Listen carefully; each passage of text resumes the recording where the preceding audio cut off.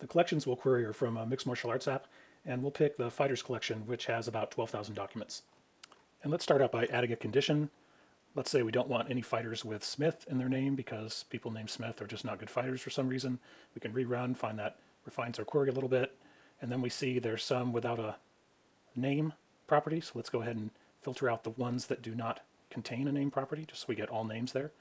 And now let's try to find kind of the best performing fighters. So we might want to look at wins and say, let's find all fighters that have greater than, say, I don't know, 20 wins. This will give us guys who are pretty good. Okay, now we're down to 245, but we also want to have a chance to get some of the young up-and-coming guys who maybe don't have as many wins. So we'll say, show us all guys who were born after 1983. Makes them about less than 30 years old.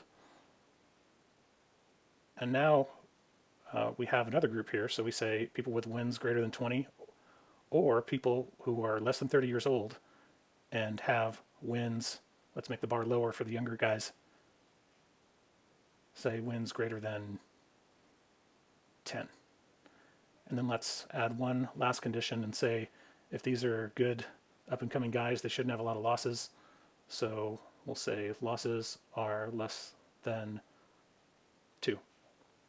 Now you see if we run again, it gets a result set down to 274, and we've been able to pretty quickly define a complex query. And here we have a working REST URL with a JSON expression that we can paste right into the project.